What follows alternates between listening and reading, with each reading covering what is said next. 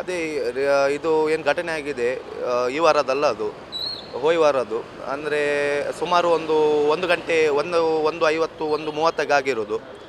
So ಕೆಲಸ ಮುಗಿಸಿ ಬೇರೆ ಕೆಲಸ ಮುಗಿಸಿ ಈಗ ಬರುವವರಿಗೆ ಒಂದು ಭಯಭೀತ ವಾತಾವರಣ. ಯಾಕಂದರೆ ಉಡುಪಿ ಅಂದರೆ ನಿಮಗೆ ಶಾಂತಿಯುತ ನಾಡು. ಸೊ ಇಲ್ಲಿ ಅಂಥದ್ದು ಎಲ್ಲ ನಿಮಗೆ ಗಲಾಟೆ ಎಲ್ಲ ಇಲ್ಲ. ಬಟ್ ಈಗ ಮೊನ್ನೆ ನೋಡಿದ ಮೇಲೆ ನಮಗೆಲ್ಲ ಹೆದರಿಕೆ ಆಗುತ್ತೆ ರಾತ್ರಿ ಹೊರಗೆ ಬರಲಿಕ್ಕೆ. ಈಗ ಏನೋ ಎಮರ್ಜೆನ್ಸಿ ಇದೆ, ಈಗ 1 ಗಂಟೆ ಇಲ್ಲ 12 ಗಂಟೆ ಮೇಲೆ ಏನಾದರೂ ಈಗ ಯಾರಾದರೂ ನಮ್ಮ ಫ್ರೆಂಡ್ಸ್ ಅವ್ರು ಕರೆದ್ರೆ ಹೋಗೋದು ಹೇಗೆ ಈಗ ಆದರೆ. ಅದು ಬಿಟ್ಟು ನೀವು ಇಲ್ಲಿ ನೋಡಿದರೆ ನೀವೀಗ ಆಲ್ಮೋಸ್ಟ್ 1 ಅವರಿಂದ ನೀವು ಇದ್ದೀರಿ. ಸೊ ಎಷ್ಟು ರಾಂಗ್ ಸೈಡಲ್ಲಿ ವೆಹಿಕಲ್ ಹೋಗುತ್ತೆ ನೋಡ್ತಿದ್ರಿ ನೀವು.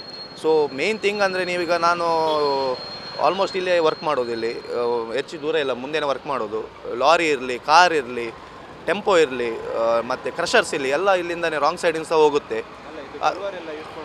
ಅದು ಬಿಟ್ಟರೆ ನೀವು ವಿಕೆಟ್ ಯೂಸ್ ಮಾಡಿದ್ದಾರೆ, ತಲ್ವಾರ್ ಯೂಸ್ ಮಾಡಿದ್ದಾರೆ, ಹಾಕಿ ಸ್ಟಿಕ್ ಯೂಸ್ ಮಾಡಿದ್ದಾರೆ. ಒಂದು ವಿಕೆಟ್ ಪೀಸಲ್ಲಿ ಮುಂದೆ ಬಿದ್ದಿತ್ತು ನಮ್ಮ ಅಂಗಡಿ ಮುಂದೆ. ಸೊ ಇಂಥ ವಾತಾವರಣ ಇಲ್ಲಿ ಕಂಟಿನ್ಯೂ ಆದರೆ ನಮಗೆ ಜನಗಳಿಗೆ ತುಂಬ ಅಂದರೆ ಭಯಭೀತ ವಾತಾವರಣ. ಸೊ ಹೀಗೆ ಆದರೆ ದಿನನಿತ್ಯ ಕೆಲಸ ಮಾಡೋದು ಎಲ್ಲ ಸ್ವಲ್ಪ ತೊಂದರೆ ಆಗುತ್ತೆ.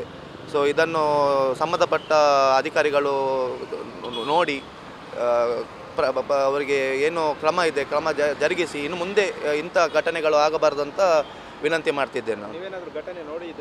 ಇಲ್ಲ ಸರ್, ನಮ್ದಂದರೆ ಡ್ಯೂಟಿ ಮುಗುವಾಗ 10 ಗಂಟೆ ಆಗುತ್ತೆ. ನಮ್ಮದು ಡ್ಯೂಟಿ ಮುಗಿದು 10 ಎಲ್ಲ ಕೆಲಸ ಆಗಿ ಮನೆಗೆ ಹೋಗೋ 10:30 ಆಗುತ್ತೆ. ಒಂದು 11 ಗಂಟೆ ಒಳಗೆ ನಾವು ಮನೇಲಿ ಇರ್ತೇವೆ. ಸೊ ಏನಾದರೂ ಈಗ ಮ್ಯಾಚ್ ಎಲ್ಲ ಇದ್ದರೆ ನಮ್ಮ ಫ್ರೆಂಡ್ಸ್ ಮನೆಗೆಲ್ಲ ಹೋಗಿ ನೋಡೋದು ಇರುತ್ತೆ. ಬಟ್ ರೀಸೆಂಟಾಗಿ ನಾವು ನಮ್ಮದು ಫೇವ್ರೆಟ್ ಟೀಮ್ RCB ಅದು ಸೋತ ಮೇಲೆ ನಾವು ಎಲ್ಲಿ ಹೋಗೋದಿಲ್ಲ ಮ್ಯಾಚ್ ನೋಡಲಿಕ್ಕೆ. ಬಟ್ ಅದೇ ನಾವು ಮೊಬೈಲಲ್ಲೇ ನೋಡೋದು ಈಗ. ಅದು ಲಾಸ್ಟ್ ವೀಕ್ ಆಗಿದ್ದು ಅದು.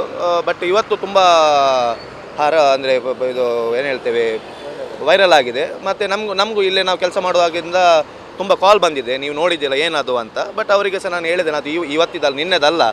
ಸೊ ಲಾಸ್ಟ್ ವೀಕಿದ್ದು. ಸೊ ಯಾರಿದ್ದಾರೆ ಅವರು ಪ್ರಾಪರಾಗಿ ಇನ್ವೆಸ್ಟಿಗೇಷನ್ ಮಾಡಿ ಪ್ರಾಪರ್ ಅವರಿಗೆ ಇದು ಏನಿದೆ ಅವರಿಗೆ ಅದನ್ನು ಶಿಕ್ಷೆ ತಗೊಳ್ಬೇಕಾಗುತ್ತೆ. ಯಾಕಂದರೆ ಇಂಥದ್ದು ಮುಂದುವರೆದ್ರೆ it is not a good thing. So thank you sir.